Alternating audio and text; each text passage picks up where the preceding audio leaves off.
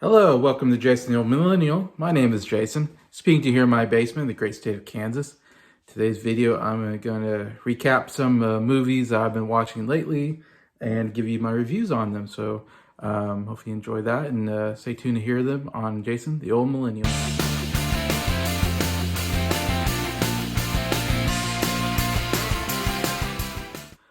Hello everybody, hope everybody's doing well here on a kind of late Wednesday night in Kansas. It was like 30 degrees outside and it felt like summer. Like I couldn't believe it. I was like, wow, it's kind of warm out here, 30 degrees.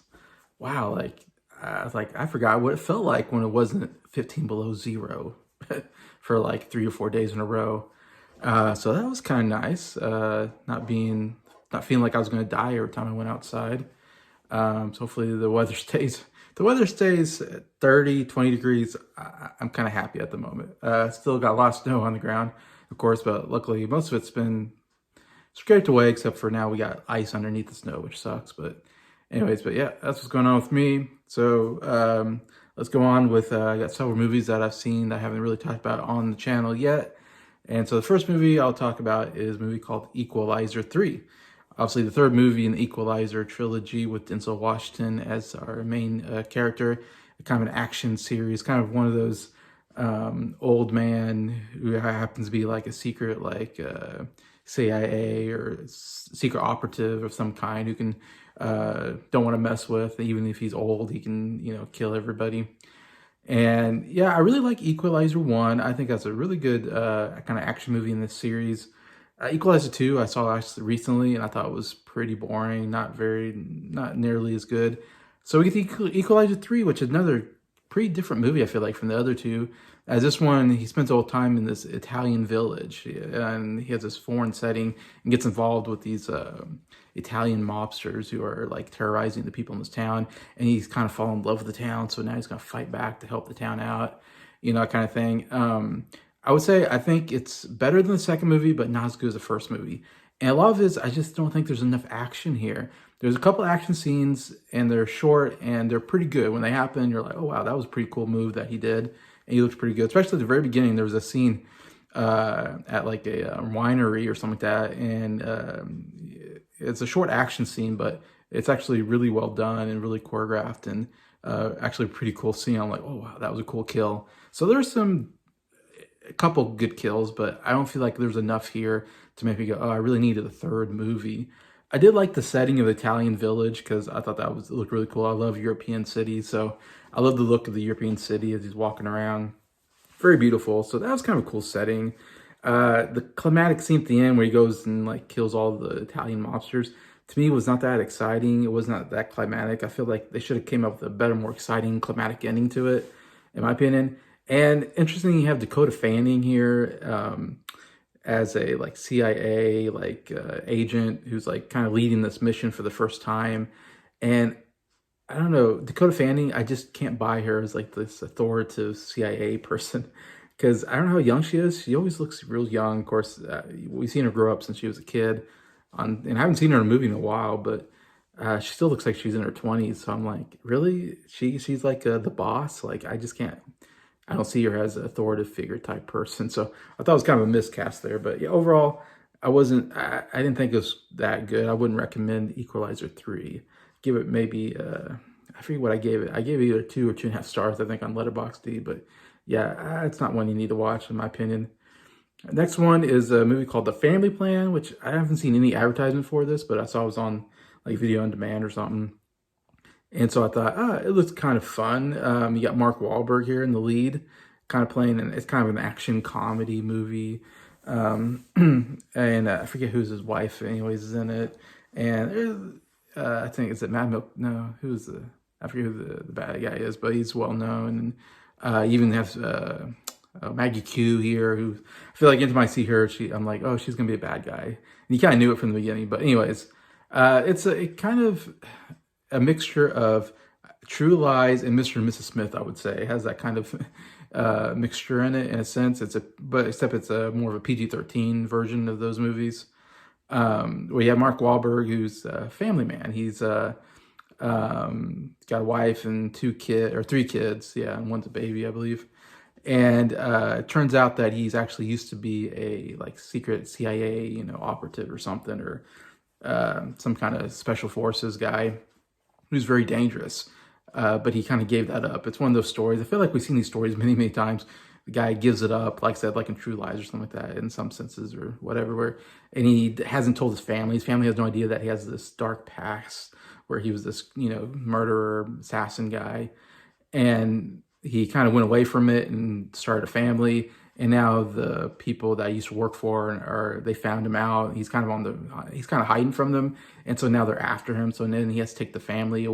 He takes the family to Las Vegas to try to get away from them or something. And of course, they get followed, and he gets a bunch of action scenes with them. And he's trying to hide it from his family at the same time until, of course, eventually he can't hide it anymore. And he has to out himself as it has passed. And you have that family drama anyway. So yeah, so it's a mixture of the action comedy, which I usually like. So when I first saw it, it's like, oh, this could be enjoyable. And I like Mark Wahlberg. I think he's really good in these type of roles. And all that. Saying that, I feel like this plot was a little too ridiculous. I couldn't quite get on board with it. A couple of reasons. One, I mean, like he has these action scenes, and no one seems to know that these big action scenes are happening. Like one, his family's like asleep in the car, and he turns on. He has access to turning on their headphones volume up, so he turns all their volumes up because he's getting shot at by another car. And so he has this shootout scene, and they're asleep. They have no idea he's shooting at these people. I'm like, really? They wouldn't get a hint that something's going on when you're shooting out your window, and even get like a bullet hole through like a windshield or something. And they're like, no one noticed that. Anyway, so it's like that's a little too ridiculous, trying to hide it. And there's other scenes like that where I'm like, this doesn't seem realistic at all, and it doesn't seem like this is the way people would react in these situations. That's what felt really took me out of the movie. And even the idea that he kind of springs on his wife and his three kids, like, oh, hey, we're taking a vacation to Las Vegas out of nowhere, pulls them out of school, goes to her work, takes her out of work, and like, hey, we're going right now. And the wife's like, oh yeah, this is great. This is a spontaneous thing. And I'm thinking, no wife would go along with that. It'd be like, what are you talking about? Like, what's the sudden urgent to go to Las Vegas on vacation? I don't feel like a wife would react that way at all. I know my wife wouldn't. So I don't know, to me, it was just unrealistic the way she reacted to the whole situation. And then I thought it was a problem that it feels like it took a long time till third act before they revealed that to the family that, oh, he's a secret agent kind of guy. And then they're very upset about it and all that, and they have that drama going on. And I felt like the movie would have been better if that was revealed earlier in the movie, and we could just had fun with that part of the movie instead of most of the movie he was trying so hard to hide the fact that he's this killer guy from his family. I don't know. To me, I thought it would work better if he revealed that earlier for some reason. It just felt odd that it came at the end, and then he had to deal with that part of it, plus, trying to get rid of the bad guy and all that. But yeah, overall, didn't think it was a very good movie. And like I said, I feel like we've had this type of movies before where, oh, he's a secret agent and family doesn't, like I said, True Lies kind of that way and all that. And Mr. and Miss Smith is that way. So yeah, overall, I would say skip this one and watch True Lies or Mr. and Mrs. Smith. I think they're much better movies. Next movie is another, oh man, this was a rough movie. I have a couple of rough movies here, actually. First one I'm going to talk about is Expendables or Expendables 4, if you want to call it. Finally got around to this one. I've been seeing so many bad reviews. Mike gave a really great bad review, and Rashad gave a bad review, I believe. Elliot probably gave a bad review, I'm sure. I'm pretty sure he did, because I think he's the first one I heard say expendables, which I thought was pretty hilarious. I like to say that too. And I was like, I kind of have to go watch this movie and see how bad it is, you know. I would say Expendables 2, I think, was actually a pretty good action movie, the best one in the series, where we got a lot of great people come, like Arnold Schwarzenegger has some good screen time there. I think Bruce Willis is in that one. And you even got Chuck Norris, which I think is awesome. It's the only one where Chuck Norris has like a real cool scene. Plus the villain is Jean-Claude Van Damme, which is a great, 80s villain, 80s action star playing a villain, So the second one to me is the only worth one. I think the first one was kind of boring. Third one, it was a little bit better, but not great. This one's definitely the worst one in the series, the fourth one. And the problem is, it doesn't feel like Expendables movie at all. That's the biggest problem is to me. Is if you watch the other Expendables movies, you get to this one, you're like, this isn't an Expendables movie. I mean, the only reason is because you have Sylvester Stallone and Jason Statham, and I guess what's his name? The UFC fighter guy. I think his name's like Robert Colton or something like that. And those are the only people that came back from the series, and so it felt like it was missing a lot of people. From what I understand, and even saying that, Sylvester Stallone's barely in the movie, and this is his movie. He's the star of the series. It's Sylvester Stallone. He directed, I think, the first one at least, maybe the second, third one as well, and he didn't direct this one, I'm pretty sure. So it's weird having this Expendables movie, and then your main star is not even hardly in the movie. So it just didn't feel like an Expendables movie at all. It reminded me a little bit of the Fast movies at this point. It's just getting a little too ridiculous of a premise and everything. And really, it was a Jason Statham movie. Jason Statham was the star of this movie and was in the most scenes, and he was really the lead performer. So it felt like less of a Expendables movie and more of just a generic Jason Statham action movie, which we get 3 or 4 of them every year. We just got one out right now called The Beekeeper, where it's like, I'm the beekeeper. And it's like, what? Like, what? We're going to take every single profession and make an action movie out of it? Who thought of The Beekeeper? Anyways, he also was in another movie I'll talk about here a little bit that was pretty terrible. But I think he was in like 4 movies last year, and they all were pretty terrible from what I understand. So it's like, whoa, man, he's just has a really bad role right now. He's on a bad run of movies, and he's been that way probably for a while. He's been in some pretty terrible ones in the past. So I don't know why he keeps getting roles, though. They keep giving him movies, so I guess he's got some fandom out there, popularity. But yeah, it's him basically doing everything in this movie. And like I said, Arnold Schwarzenegger, I believe I want to say they asked him, he didn't want to come back. I think they asked Jet Li, he didn't want to come back. And Bruce Willis can't come back because of his health issues. Dolph Lundgren comes back, that's right, which is not one of the major characters, but definitely, a side character in all the movies. And he's definitely getting much older. It's interesting they brought him back, though. I guess he needed a paycheck, so he came in. But I think Schwarzenegger and Jet Li was like, no, this looks terrible. I'm not coming back for this. They've never got Chuck Norris back, unfortunately, either, and he's getting up there in age. I can't think who else. Terry Crews, I don't think they even asked him to come back, probably for political reasons. But so I feel like the whole crew didn't want to come back for this movie. So it's really just a Jason Statham movie at this point, and we get a million of those. I have to point out though, we get Megan Fox in this movie, kind of Megan Fox and 50 Cent. We get them as new characters, and also we get this other guy, this Spanish guy as well. But Megan Fox, to me, it was so weird because she comes in and she kind of takes over the group. Like there's this, Expendables is kind of this old special forces group, except now you got Megan Fox in the lead. Like they take it away from, Stallone kind of disappears, and then Statham is in, they don't like Statham or something, so they give the reins to Megan Fox. Megan Fox is now the leader of the Expendables group, and it's like, really, we're going from Sylvester Stallone and Schwarzenegger, and we're going to Megan Fox. This is what our replacement is. Like, no, we need 80s action heroes. That's what's fun about these movies, not Megan Fox coming in as your lead, And I don't know why, this is probably true of most movies, but for some reason it really bothered me in this one, is that every time, Megan Fox, again, she's supposed to be leader of this elite force group, and I'm supposed to believe that she's like an elite fighter herself and a good, strategist or something, or, a good leader, which is like, what? I just don't get that at all. And her makeup was just perfect. Her hair was perfect. Every time they're in these battle scenes, they're shooting, and, they should be running around and they should be getting dirty and they should feel like, they're sweating and, and they're going through stuff. But every time I saw Megan Fox, I was like, wow, her makeup and hair looked great. Like she looked amazing the whole time. And I'm like, that is not believable in this situation at all. But yeah, that's just a little nitpick there. But yeah, overall, Swimmers 4, yeah, I get a 1 star. It was definitely pretty bad. I'm gonna go that to another really bad movie. In fact, I'll just piggyback off of that. Another Jason Statham movie I caught on HBO Max, in fact. And this is Meg 2, I think it's called. I don't know if there's more to it, but it's like Meg 2, and a sequel to the first one. And I remember Shad giving this a really bad review. I think it was like one of his worst movies of the year. So again, I was like, I gotta see this movie. How bad is this movie? The first Meg movie, I thought it was actually okay. It was a fun movie, giant shark, eating people and terrorizing the place. And overall, it was fine. This one, yeah, it was way off from even the first one.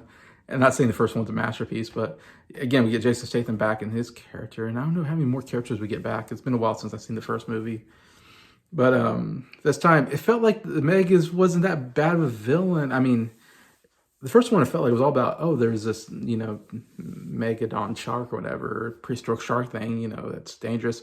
And this one, he does show up at places, but it was more about this other villain who backstabs him or something. And they're like stuck on the submarine or whatever. And the villain has control of it. And it's all about this whole backstabbing thing. And for a while, I was like, isn't this movie about a big shark? Like, where's the big shark? Shouldn't there be like a big shark trying to eat people? And it does come around and start trying to eat, and start eating people. But for a while there, I'm like, this doesn't feel like a shark movie. I don't know. So it felt like they didn't even know what kind of movie they were making. It should be more of a monster disaster movie than anything. And it was kind of, again, a generic action movie.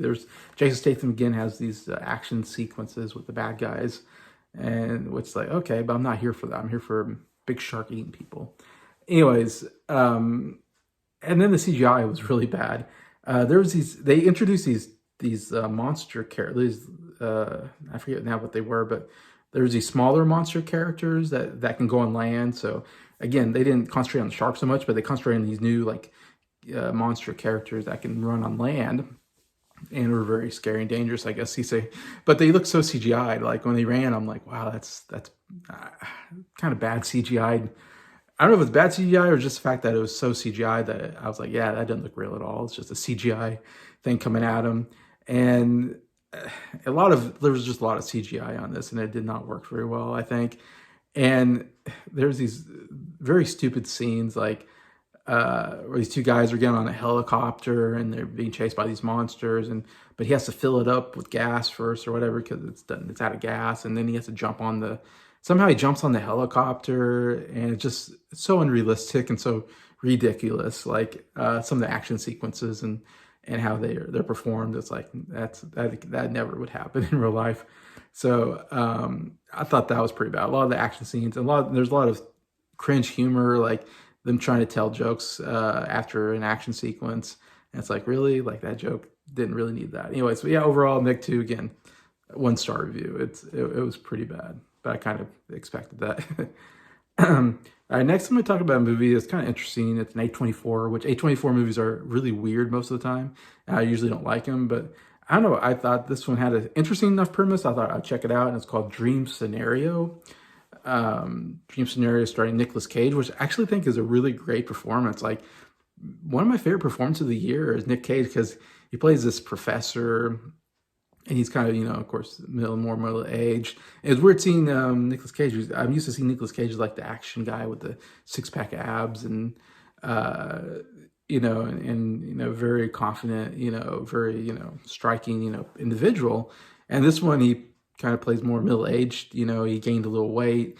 He had this really bad receding hairline thing going on, and glasses, and even just the way he acted, it was like just very, different than what I've seen out of other performances. Where I'm like, wow, Nick Cage really, he's really good at changing his character and looking different in each role. And I thought he did a good job just disappearing himself into this character. So I don't know, I really liked this performance. But anyway, the movie, it's very strange idea of a movie, kind of almost a fantasy sci-fi type almost horror movie in some senses.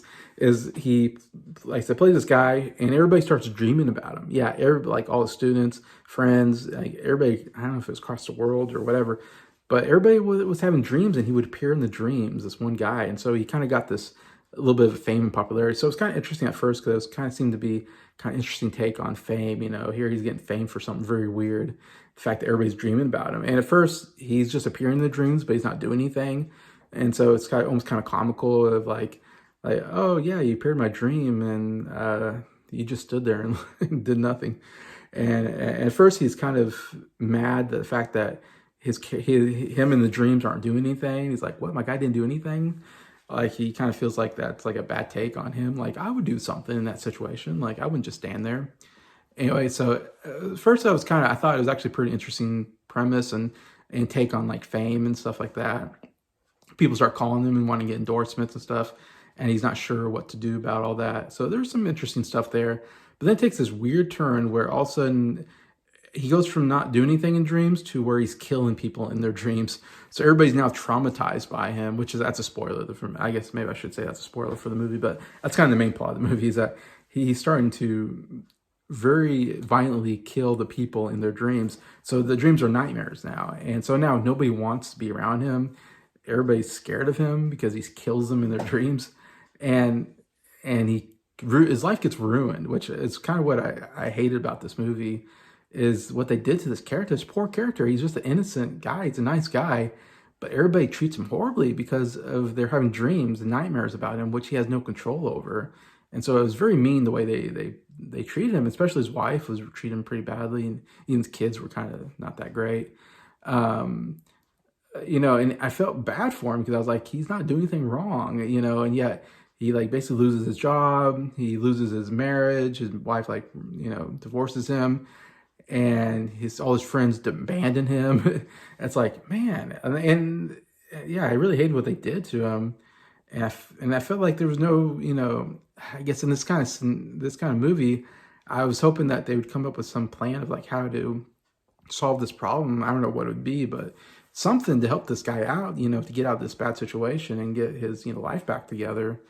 But it never happened. Like it just snowballed and it got worse and worse for this guy. And it never really got that good. Like there was never a really satisfying ending to the movie. I won't say how it ends, but it doesn't really end with like a good feeling of like, oh, this guy's problems are better now. Or so it ends really sad and depressing where it's like, wow, this guy's life just got totally ruined because of something he had no control over. And so I don't know, I didn't like that storytelling. Like I feel like he's our main character. You shouldn't just do that to him. You need to, if he's a fairly likable character, you should have some kind of redemption for him or some kind of, good feelings at the end, I guess. So I hated that they did that to this character. And also I feel like it was very unrealistic, I guess, to me.